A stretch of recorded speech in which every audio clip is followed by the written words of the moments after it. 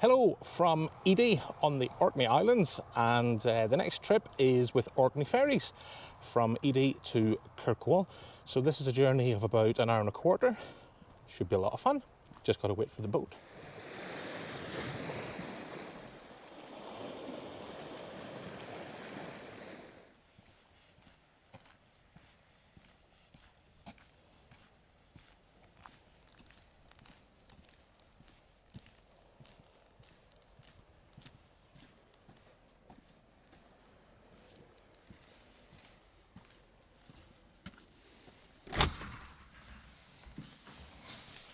So this is the waiting room.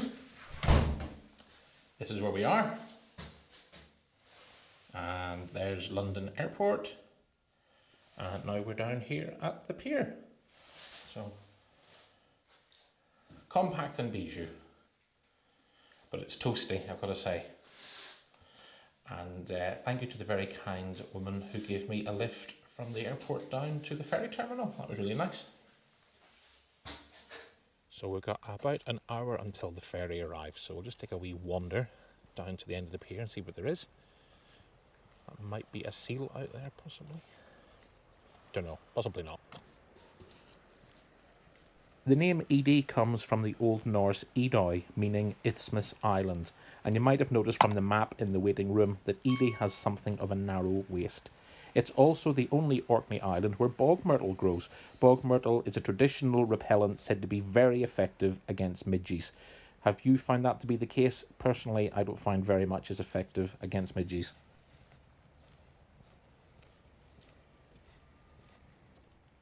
So over on the horizon is Sanday, and I can see a boat berthing there now, which I suspect will be coming over to Eday shortly. I think from the profile it's the Varagen, but we will find out very soon. And lo and behold, it is the Varagen, built by Cochrane shipbuilder Selby in 1988 to provide a service between Gills Bay in Caithness and Berwick on the southern tip of South Ronaldsay. The Varagen has a speed of 15 knots. She can carry 142 passengers in the summer and 91 in the winter.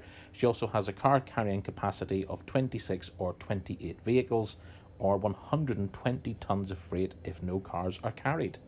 And possibly you're wondering, well, if she was built to provide a service across the Pentland Firth, what's she doing here? Well, more on that later.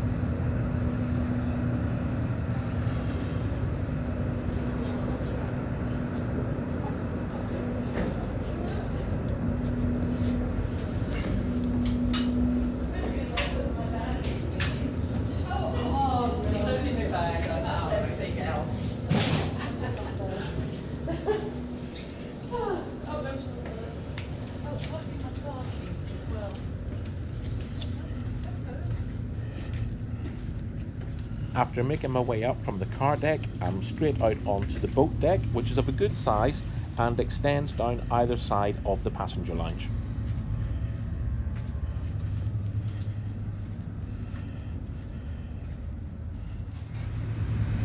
There's just one more vehicle to load and then we're underway.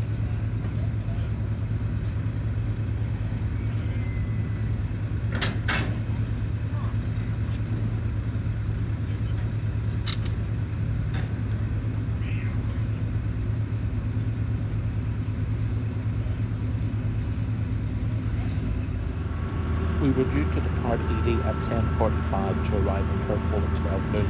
We are running a bit behind schedule, but I wasn't really bothered. I was just having a lovely day out.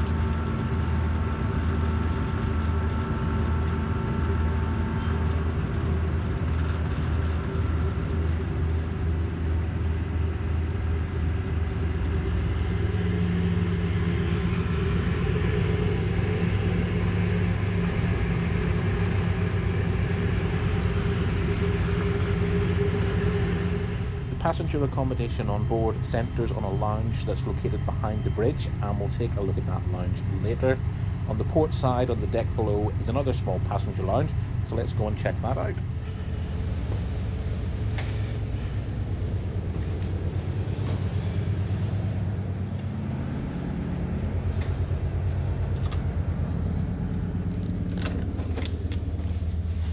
So the seating is fairly functional but perfectly adequate, and it gives me just a little chance to check out the onboard Wi-Fi that was offered. And I have to say, yeah, it was pretty good. It struggled with YouTube a little bit, but it did get there. Absolutely fine for sending WhatsApp messages and the like, so that was all good. But to be honest, on a day like this, you want to be outside. And on the starboard side of the vessel is the cafeteria. I've got to be honest, the cafeteria was absolutely packed, so I wasn't able to film in there. But there is a cafeteria, and it supplies a good selection of hot and cold drinks, snacks, and the superb Orkney Ferries bacon rolls. Scheduled passenger and cargo shipping services to the North Isles of Orkney can be dated back to 1864, when Captain George Robertson bought a small wooden steamer called the Quarry Maid. He renamed her the Orkney and set sail from Liverpool to cater for the increasing trade between Orkney's capital Kirkwall and the islands. Fast forward into the 20th century, in 1987 Orkney Islands Council assumed responsibility for the inter-island ferry services. In 1991, the Orkney Island Shipping Company acquired a private sector ferry company called Orkney Ferries, which had been established to compete on the short sea crossing from the Scottish mainland to the Orkney Islands, but they had not succeeded in establishing this route. This company's ferry, MV Varagen, was assimilated into the inter-island fleet, and in 1995 the Orkney Island Shipping Company adopted the name Orkney Ferries. So despite the acquisition of the Varagen and the change of name, the current Orkney Ferries doesn't operate services to and from the Scottish mainland. And you know, it really is a beautiful day to be out on the water.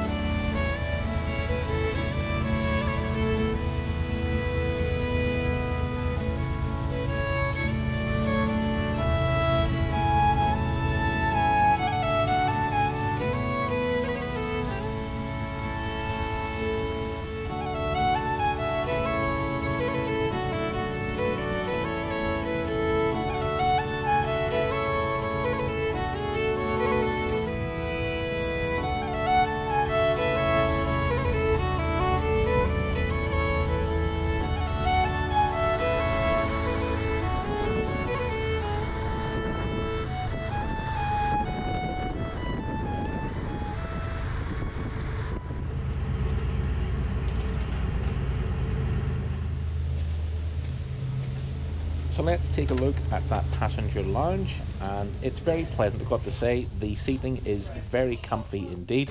There's also reserved seating for the elderly and infirm, along with an accessible toilet. The vessel is also equipped with a chairlift for those who need assistance to get from the car deck to the passenger accommodation. As we arrive at our destination of Kirkwall, there's time for me just to have one more look around this very comfortable passenger lounge. That's because we're now in phase 1 of the ferry replacement programme. Phase 1 will look to replace the ferries which serve the routes between Kirkwall and the islands of Eday, Sandy, Stronsay and Westray. The proposed new vessels would offer increased seating for passengers, increased capacity for cars or HGVs, and also provide lift access and enhanced accessibility throughout the vessel. So we shall see, we'll watch this space to see what the new ferries will be like. I've had a great day out. I've loved sailing on the Varagen. My journey cost the grand sum of £6.55.